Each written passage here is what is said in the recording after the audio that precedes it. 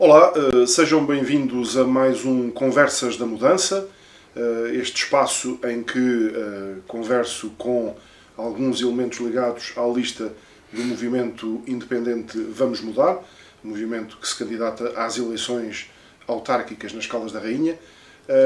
Hoje o nosso tema vai ser um pouco variado, vamos falar aqui um bocadinho sobre desporto, ambiente, animais, uma série de assuntos, porque o meu convidado chama-se António Vidigal, é um caldense de há muitos anos, que embora não tenha nascido cá, adotou a cidade desde muito cedo, tem 57 anos, tem uma vida ligada ao desporto, à nutrição animal e vamos conversar um pouco sobre uma série de assuntos. Olá, Vidigal. Olá, Jaime. Bem-vindo a este espaço que também é o teu espaço do Vamos Mudar. Exatamente.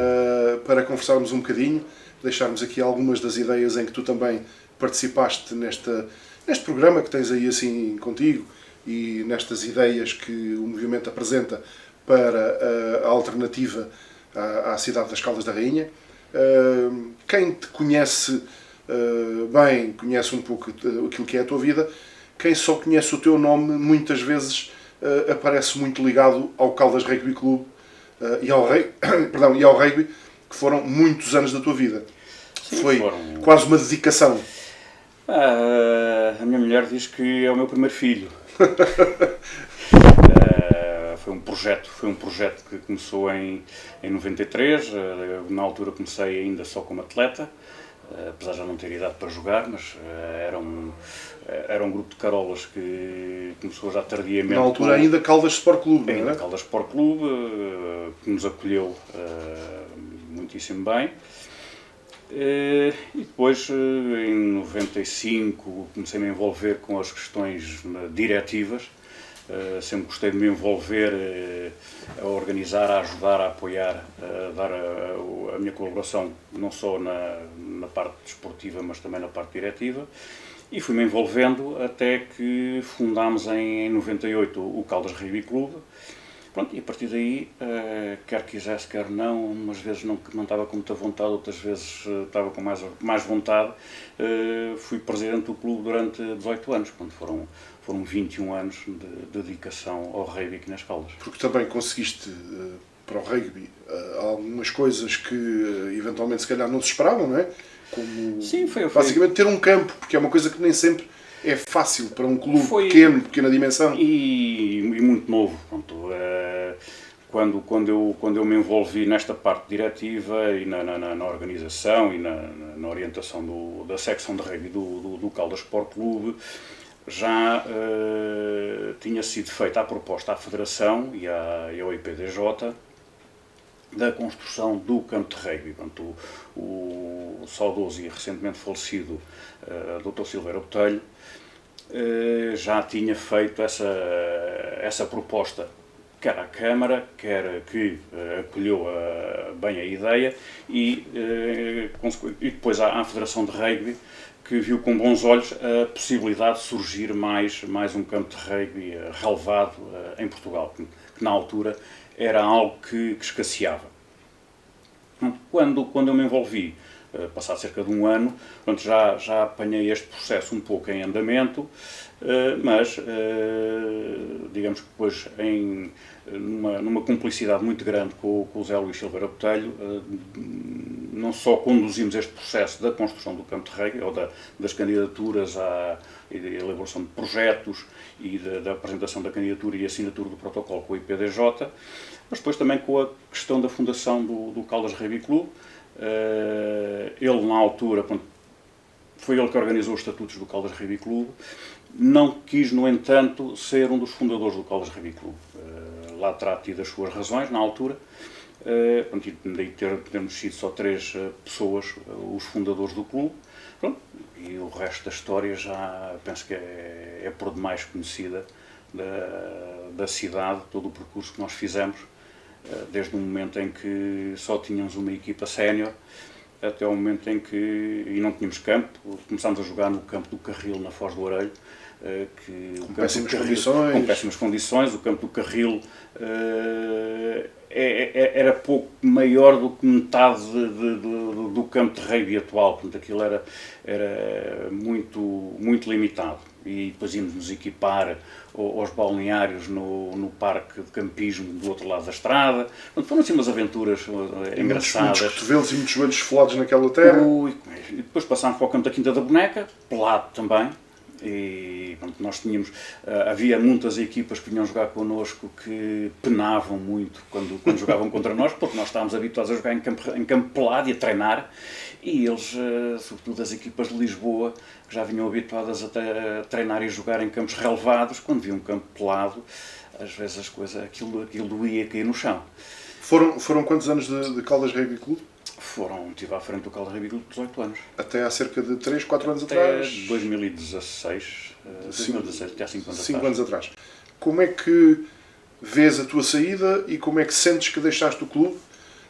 Preparado para quem continuasse? Sim, vamos ver.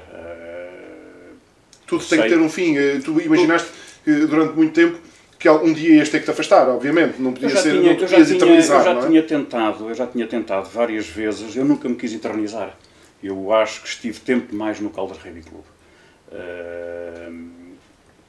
Já tinha tentado mais do que uma vez, 2 ou 3 vezes, sair da direção do clube.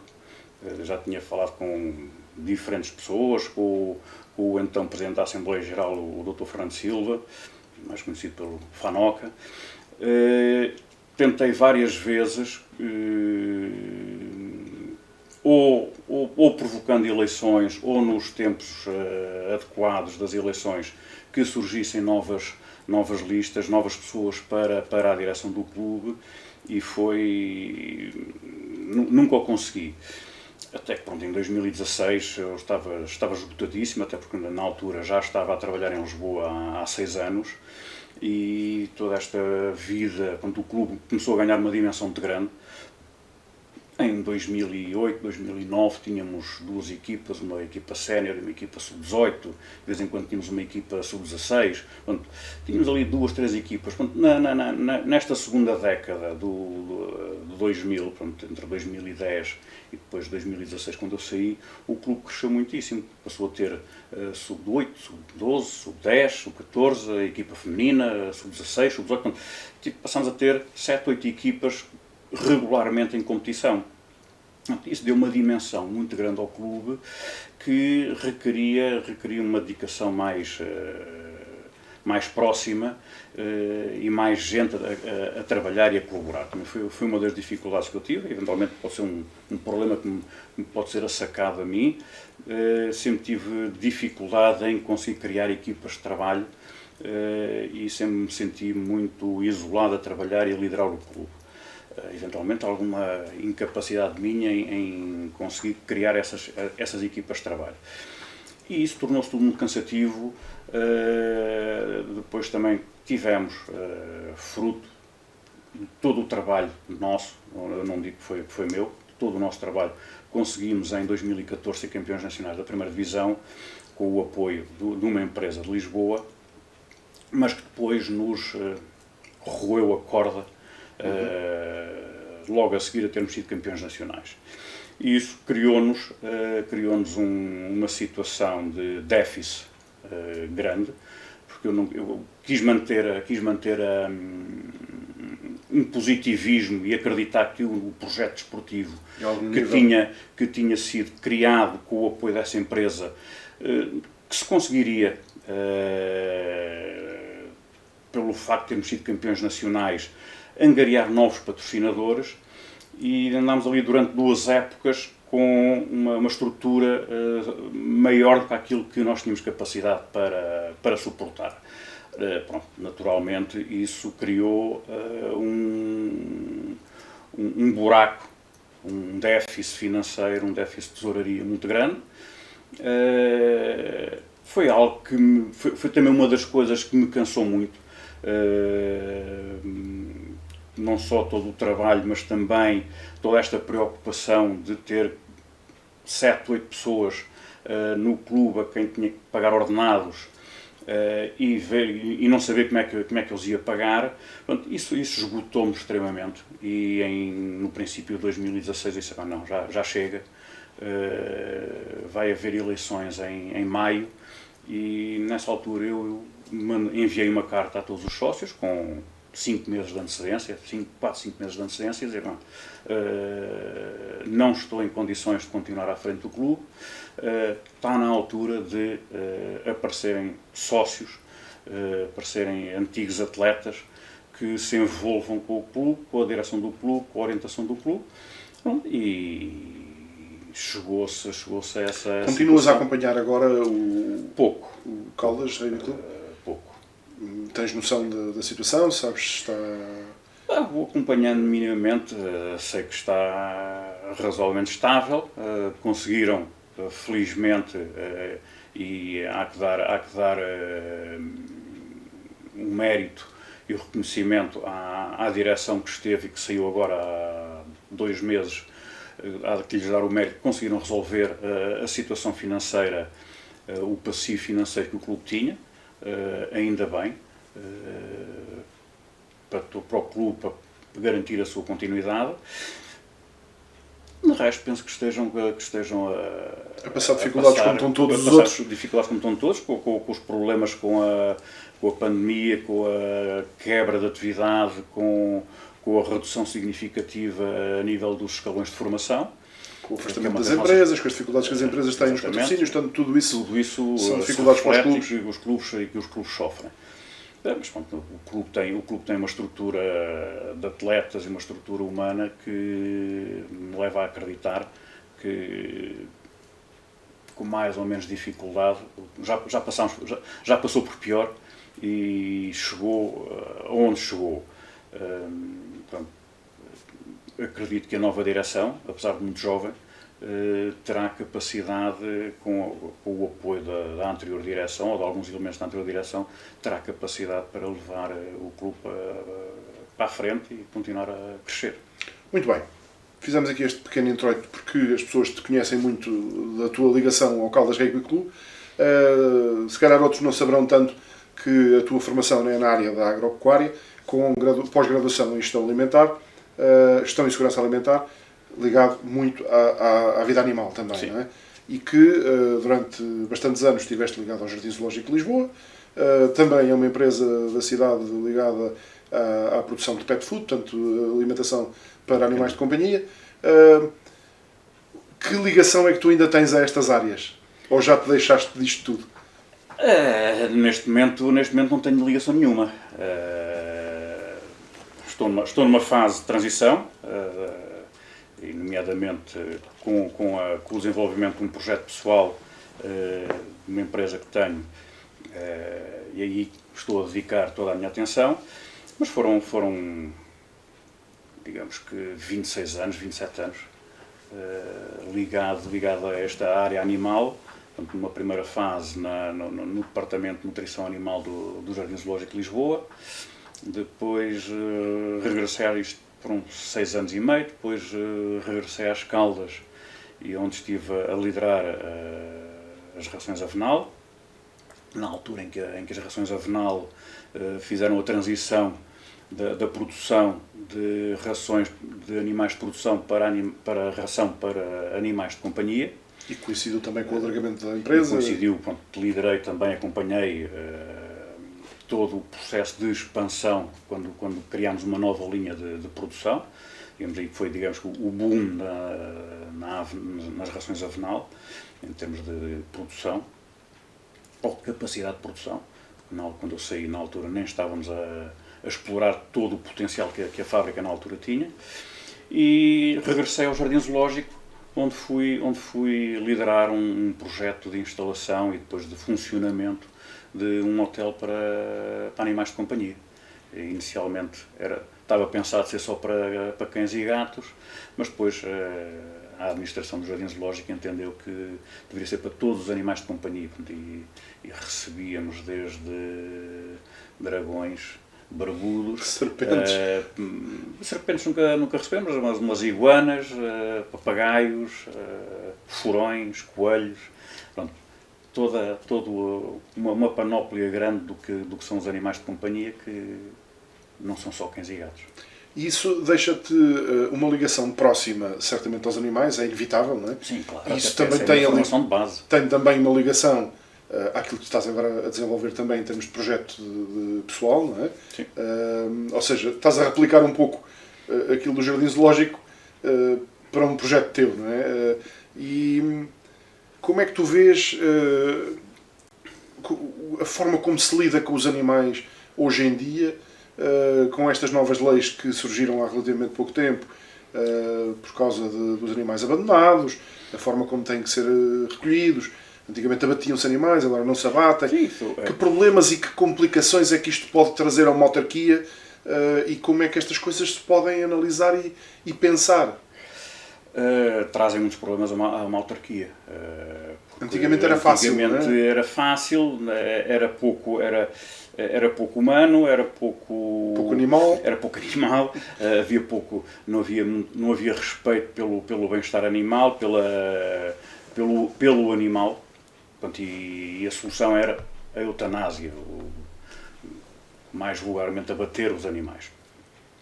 Em 2016 foi aprovada a legislação que proíbe o abate dos animais como forma de controle das populações, dando às autarquias mecanismos para construírem centros de recolha de animais, centros de recolha oficial, e depois, já mais recentemente, em 2019, a obrigatoriedade de todos os possuidores de animais de estimação, nomeadamente cães, mas também podem ser gatos,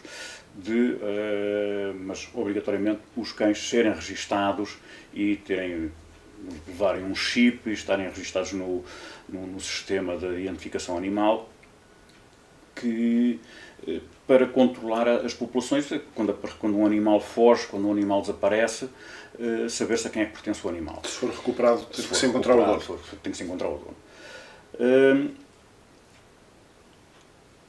Este sistema só por si não é funcional, porque infelizmente isto é uma questão cultural, é a visão que eu tenho, isto é uma questão cultural do povo português, que gosta muito de comprar um animal de estimação, de ter durante uns tempos, mas depois, quando atrapalha, quando não dá jeito, qual é a primeira opção? É abandonar, é largar em qualquer sítio. E depois nós vemos, apesar de, com esta legislação de 2016, terem sido dados mecanismos às câmaras para a construção de centros de recolha, ou municipais ou intermunicipais, por maior que os centros de recolha sejam, normalmente têm listas de espera, porque a quantidade de animais que são abandonados continua a ser muito grande. Isto tem que ser associado, todas estas ferramentas, estes mecanismos que foram implementados, estas legislações, têm que ser reforçados também com muitas campanhas de sensibilização, de educação das pessoas, muita educação dos jovens.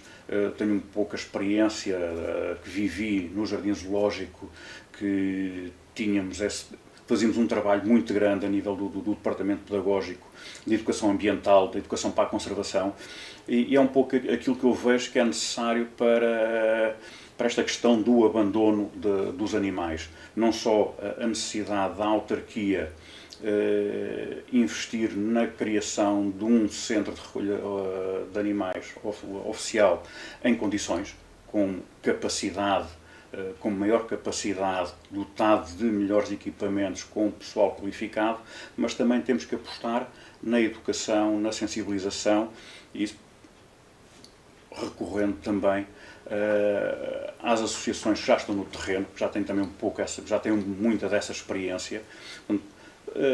Digamos que fazer um trabalho em rede, como é a estratégia, é o lema da nossa campanha, que é trabalhar em rede.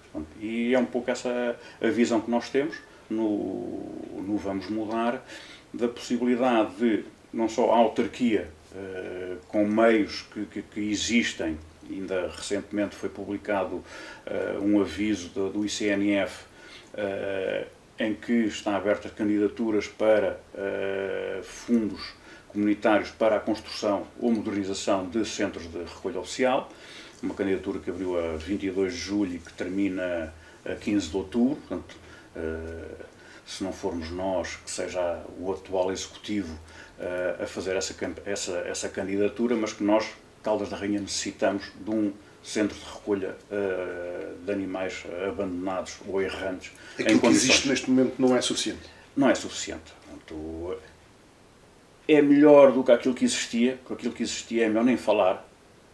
Era uma coisa medieval, pré-histórica. Atualmente, pelo que eu sei, já tem alguma dignidade, mas é muito limitado naquilo que pode ser feito. Quer em termos de instalações, quer em termos de capacidade de recolha de animais. Portanto, nós precisamos de mais. Nós temos o exemplo de que foi inaugurado agora recentemente, nos concelhos vizinhos, um centro de recolha oficial intermunicipal. Porque é que as Caldas não têm um centro de recolha condigno, que dê dignidade aos animais que lá ficam alojados, que possa também ser intermunicipal, ou seja, em que possa beneficiar outros municípios, em parceria com algum dos nossos municípios vizinhos, não falando no caso de Rio Maior, que não pertence não faz parte, digamos, do Oeste e da Oeste de Cime, mas temos a Norte, temos o Concelho de Alcobaça, a Sul temos o Concelho de Óbidos. Por que não fazer um centro de recolha oficial em conjunto com um destes concelhos? Não precisamos fazer o investimento sozinho. Daí também, e faz parte da nossa estratégia no Vamos Mudar, não só queremos que seja um concelho em rede, mas também trabalhar em rede com os nossos concelhos vizinhos. Portanto, há que maximizar os inputs para termos melhores resultados. E daí, se trabalharmos com mais em vez de trabalharmos sozinhos, trabalharmos com mais gente, conseguimos chegar mais longe. Aquilo que é a tua experiência, o que é que te diz em relação àquilo que foram agora os tempos de pandemia? Houve, na verdade, mais abandono de animais pelas dificuldades que as famílias tiveram? Sim. E que estão a passar, porque as dificuldades não passaram. Não é uma realidade que eu conheço aqui das Caldas, que eu aqui nas Caldas não tenho contacto com este meio, mas era a realidade com que eu me deparava no Pet Hotel do Jardim Zoológico, de conversa com muita gente por lá passava, de muitos dos nossos clientes ou outros contactos que nós tínhamos, que nos transmitiam isso mesmo, que este período da pandemia, com todas as dificuldades que trouxe, houve um incremento do abandono dos animais. Os animais, os cães abandonados, sobretudo, os gatos nota-se menos, embora também haja muitos, e se calhar é um trabalho mais difícil, não é? O trabalho de controlar o aumento e o crescimento dos gatos abandonados é mais complicado. É difícil. O gato ganha rapidamente o seu instinto selvagem assim que sai de casa, não é? Eu, a esse nível, tenho pouca experiência, mas sei que os grupos de gatos asilvestrados são mais difíceis de capturar, as populações são mais difíceis de controlar, portanto, a estratégia passa muito pela esterilização, mas portanto, é preciso, como eles se formam em matilhas, em grupos, é preciso capturá-los, depois podem ser soltos novamente. Mas não é um trabalho tão simples. O gato, como é um felino que facilmente, quando fica na natureza, adquire, como estavas a dizer, os seus instintos, e são terríveis predadores da fauna mais pequena, natural, mais pequena, provocando estragos também a esse nível. Com os cães, as matilhas de cães que se podem tornar perigosos. Se tornam perigosos. Tem havido muitos casos de ataques a pessoas que vão fazendo as suas caminhadas e os seus percursos pedestres e que em determinadas zonas são interceptados por matilhas de cães que atacam. Portanto, isso e é preciso ter um controle apertado sobre isso para que não surjam problemas. Uma outra coisa que é muitas vezes abordada são as aves. A situação dos pombos é um flagelo complicado, as gaivotas. Há um pensamento sobre isto, há uma estratégia pensada para isto. Essa porque dentro do nosso. As pessoas acham muita graça a dar milho aos pombos, mas esquecem-se que de repente temos um problema na mão. Os pombos e as gaivotas são duas pragas. E é bom são que duas se pragas refira e são que é proibido alimentar esses animais. Exatamente. São duas pragas e são duas pragas com problemas de sanidade, com problemas para a saúde pública. São casos de saúde pública. Portanto, e daí ser proibido a alimentação dessas aves. Não é normal as pessoas alimentarem gaivotas, porque elas não precisam, porque são animais predadores e facilmente encontram alimento, mais que não seja nos restos, nos lixos, nas lixeiras, no que lhes aparece. Os pombos é mais complicado porque as pessoas acham muito engraçado alimentar os pombos. Mas os pombos são portadores de N doenças respiratórias e não só. É um caso de saúde pública. Há que controlar essas populações, é uma das nossas preocupações. Queremos controlar. Como é que isso se faz? Controlando a fertilidade, quer dos pombos, através da alimentação, com pombais, onde é feita a distribuição de alimentação com químicos para inibir a fertilidade dos pombos. No caso das gaivotas, controlando os ninhos. Portanto, não só através também da alimentação, se não tiverem, se a cidade for mais limpa, por exemplo, conseguimos que as gaivotas não procurem a cidade para se alimentar. A Praça da Fruta é um problema. Tem muita coisa ali naquele período entre o final das vendas e o término da limpeza. Há sempre ali uma dificuldade em gerir essa parte. E que é um atrativo para as gaivotas, mas poderá haver outras zonas da cidade. Mas mais grave do que haver alimentação disponível é que as gaivotas também já se instalam na cidade. Portanto, já não vêm da Foz do Areia, já não vêm da só quando está mau tempo, não é? Não vêm só quando está mau tempo. Já não há só gaivotas em terra. Já tem ninho na cidade. Pronto. Já não há só gaivotas em terra quando há tempestade no mar. E isso aí sim é grave e aí há que controlar. Portanto, isso tem que ser controlado através dos ninhos, não destruindo os ninhos, porque as gaivotas, se não têm um ninho, vão construir outro. As gaivotas são aves que podem ter até 3 posturas por ano. Nós destruímos um ninho agora, mas ela vai construir um ninho ao lado e vai ter outra postura de ovos. A estratégia passa por prolongar o choco dos ovos. Portanto, isso consegue-se pondo os ovos. Portanto, tem que se ir aos ninhos e recolhe-se o ovo, molha-se em um simples óleo alimentar e volta-se a pôr o ovo no ninho.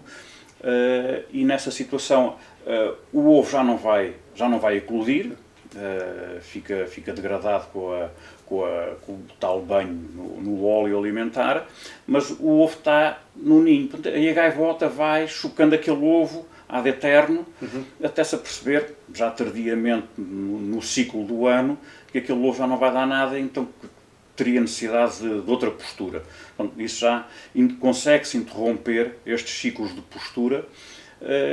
Isto é um processo que tem que ser, e daí consegue-se controlar a expansão da população. Mas isto não basta fazer um ano. Portanto, isto é um trabalho que tem que ser todos os anos. É um trabalho de longo prazo, até se conseguir chegar a um... Não há um chegar a zero. Portanto, isso é como os ratos, é como qualquer praga. As pragas não se conseguem eliminar. Qualquer tipo de praga, infelizmente, consegue-se controlar. Portanto, e conseguindo controlar estas populações a níveis baixos, conseguimos que não interfiram com o nosso bem-estar, com a nossa saúde, com a nossa qualidade de vida. E é preciso uma intervenção urgente a esse nível? É preciso uma intervenção urgente a esse nível, porque eu moro, por exemplo, na avenida e aquilo é o dia inteiro, sobretudo quando se deixa de ouvir barulho ao fim do dia, a barulheira que as gaivotas fazem. Portanto, há muitas gaivotas na cidade, e quem vá ao parque vê também que existem pomos em excesso no parque, por exemplo, e noutras zonas da cidade. E ali no envolvente da Praça da Fruta também é uma coisa que é muito visível e que naturalmente deve ser controlada. Outra da tua área de atividade, de intervenção, tem a ver com os desportos náuticos. Isto, até para mim que já te conheço há uns anos, foi alguma surpresa, também confesso que não o sabia tão bem. Tens uma ligação familiar ao remo, foste campeão nacional de remo, já foi há muitos anos, mas isso é uma coisa que nunca se perde, obviamente. E neste momento tens também uma pequena empresa de produção de barcos e obviamente ligado a esta área. Estamos no Concelho das Caldas da Rainha, um concelho que tem a Lagoa de Óbidos, que já teve uma pista de remo, que se bem me lembro, já não sei há quantos anos é que ela deixou de existir, mas meados dos anos 80. Tivemos uma pista de remo e temos uma Lagoa de Óbidos que toda a gente diz ter tudo aquilo que é necessário para fazer desportos de mar. Diz-se a mesma coisa de São Bernardo do Porto e se calhar mais uma vez a rede, a parceria e a junção de dois concelhos vizinhos, um mesmo ao lado do outro, entre Salir e São Martinho e a Lagoa de Óbidos, se calhar podia ser aí uma boa área de intervenção. Mas quando um homem ligado a desportos náuticos olha para a Lagoa de Óbidos, o que é que gostava de ver que não vê? Gostava de ver um centro náutico. É incrível como é que eu fiz remo nos finais dos anos 70, princípios dos anos 80. Depois, infelizmente, o remo morreu por aí. Aquilo era uma coisa familiar. Depois conseguimos envolver alguns caldenses na prática do remo. Mas pronto, como eu, por um problema de saúde, tive que me afastar, o espírito caiu e o remo acabou por esmorecer e não seguir.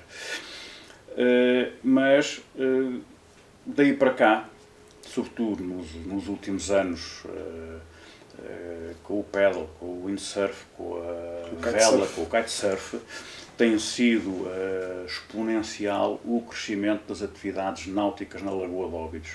E choca-me ou magoa-me que nem a Câmara das Caldas, nem a Câmara de Óbidos, mas no que me diz respeito a Câmara das Caldas, nunca tenha olhado para a Lagoa e para os praticantes desportivos com outro olhar e dando-lhes condições para uma prática em condições. Eu, fruto também da minha atividade atualmente profissional, da minha atividade empresarial, de construção de barcos, estou também aos poucos a retomar a minha atividade desportiva enquanto remador. E tenho ido agora, mais recentemente, remar para a Lagoa de Óbidos e tenho visto as condições em que dezenas de praticantes de kitesurf se veem compelidos a praticar kitesurf na Lagoa de Óbidos, de uma forma anárquica nas margens da lagoa, sem qualquer tipo de apoio de alguma instalação. Portanto, isso é chocante. Nós, portugueses, queixamos que vamos aos Jogos Olímpicos e não ganhamos medalhas. mas depois nestas pequenas coisas em que, no caso, o governo local pode dar condições para a prática de determinadas atividades desportivas, isso não acontece. Bem sei que a Lagoa é um espaço muito sensível em termos ambientais, mas com certeza que a Câmara tem mecanismos de conversar com a entidade que gera, que supervisiona, que superintende este espaço, que é a APA. Com certeza que a Câmara conseguiria, ao fim de 40 anos, ter construído um centro náutico para apoiar estas atividades. Nós temos um exemplo de sucesso junto à Lagoa de Óbidos de um privado que construiu uma coisa idêntica, a escola de vela. Como é que um privado, e com um bom olho para o negócio, conseguiu ver que havia ali uma carência? Porque é que a Câmara das Caldas, o que é que tem andado a fazer? É a nossa intenção, respeitando toda a regulamentação ambiental e trabalhando em parceria com a APA, encontrar uma localização ajustada junto à Lagoa, construindo uma estrutura semi-permanente. De forma sustentável? De forma de madeira. Hoje há materiais extremamente sustentáveis em que é possível construir sem grande instalações sem grande impacto e permitindo que quem procura a Lagoa para a prática de desporto, seja desporto de competição, seja desporto de lazer, tenha ali assim um apoio para praticar a sua atividade. A Lagoa tem, quer para competição, quer como lazer, tem um potencial enorme. Nós podemos trazer centenas, dezenas, milhares de praticantes desportivos nas suas férias ou para competição para a Lagoa de Óbidos. Tem condições para isso. Não basta pensar só vamos dragar a Lagoa. Tem que haver outro propósito para além do dragar a Lagoa. É dar-lhe uso, não só o uso económico da parte dos mariscadores, da recolha do marisco, da pesca, mas podemos lhe dar outro uso que também é importante para a economia local. O desporto náutico não vai depois colidir com essa prática económica da pesca, dos mariscadores não tanto, porque... Não, porque todas essas atividades são mais feitas junto às margens da lagoa. Quando eu e era essa a experiência que eu tinha quando remava e que agora tenho estado a retomar, e é isso que eu observo. Os mariscadores não estão no meio da lagoa, os pescadores não estão no meio da lagoa, portanto, estão mais junto das margens. Portanto, isso é compatível, e nota-se que é compatível. O paddle tem crescido muitíssimo nos últimos tempos. Também, voltando ao Caldas Rugby Clube, também de uma parceria e de uma secção de paddle que foi criada no Caldas Rugby Clube. O kitesurf funciona perfeitamente na Lagoa, sem interferir com ninguém. Há pouco tempo falei com alguém sobre o kitesurf que me dizia que neste momento o kitesurf que está muito desregulado. Parece muita gente, estão lá uma série de tipos a dar aulas que não são controlados e que isso, apesar de ser uma atividade que se vai desenvolvendo, acaba também por estar ali a complicar qualquer coisinha. A regulamentação dentro da Lagoa compete à autoridade marítima, como é óbvio, mas tem que haver aqui uma interligação também com o município, porque o município também deve ter alguma palavra a dizer sobre a forma de utilização e... Não sei se terá. A regulamentação de uma atividade esportiva compete à Federação dessa modalidade esportiva ou, em última instância, ao IPDJ.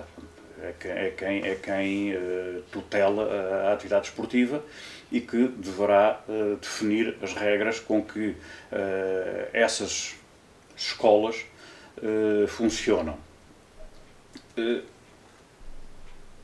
não havendo também nenhum centro, nenhum ponto na Lagoa de Óbidos em que se consiga coordenar, controlar essa atividade, é difícil uma autarquia, qualquer indivíduo pode criar uma escola nas Caldas da Rainha ou no Nadador, ou na Foz do Arelho. É um bocadinho como as escolas de surf para os lados de Peniche. E depois leva numa carrinha não sei quantas pessoas, vão para a margem da lagoa. Portanto, isso depois aí também é um pouco mais, como estavas a dizer, da competência da autoridade marítima em controlar esse, ou da APA, em controlar esse uso indevido das margens da lagoa para a prática desportiva, assim, de uma forma anárquica.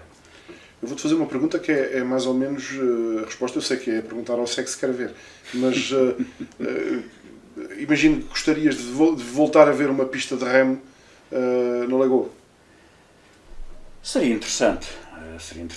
Pronto, a pista de remo que existia era no Concelho de Óbidos, até no braço do Bom Sucesso, já tem a ver com o Concelho de Óbidos, mas voltamos ao conceito de rede, do Concelho em rede e da região em rede. O benefício é para os dois municípios.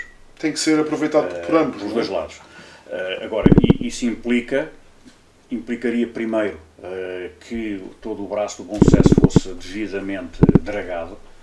Porque eu tenho ido, nestas minhas voltas de remo, tenho ido até o braço do Bom Sucesso, consegue-se lá chegar, mas depois os fundos estão muito à superfície. Portanto, para se fazer uma pista de remo em condições, havia ali assim, um trabalho infraestrutural de dragagem, de preparação das margens, mas seria interessante. Não digo que não fosse um projeto a acarinhar num segundo mandato. No primeiro mandato, para já, qual é o centro náutico. A criação de condições para uma base onde as modalidades se possam instalar e depois usufruírem da lagoa. Ou seja, que permitam ter algum armazenamento.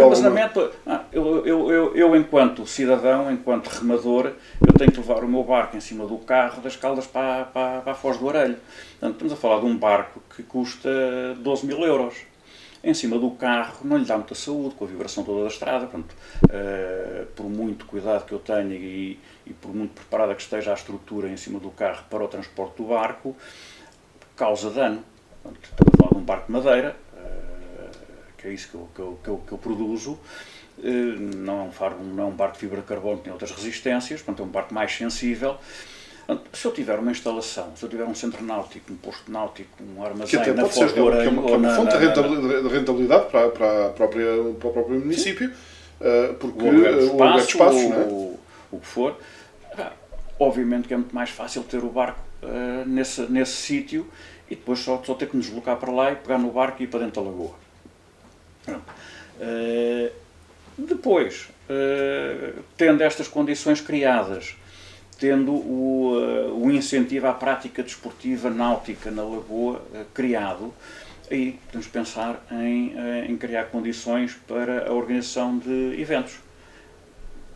E a vela não precisa de uma pista em linha, ou o kitesurf, ou o paddle. Já o remo precisa de remo, canoagem, que é a mesma coisa. Nós podemos fazer canoagem e implementar o desenvolvimento da canoagem na Lagoa de Óbidos.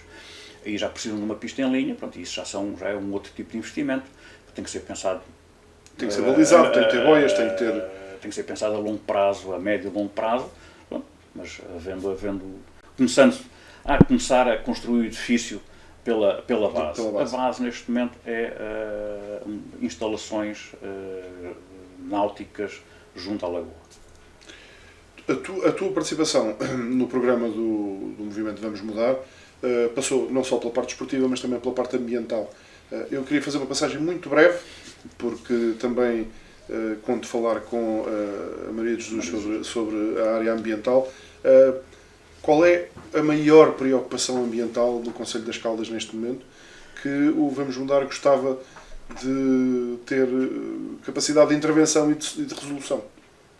Há algumas eu apontaria porque a Maria de Jesus vai, fruto também muito da experiência e do percurso que ela tem muito mais para falar do que eu. Esta é uma área que me interessou mais recentemente, mas eu vejo como preocupação a questão da gestão de resíduos.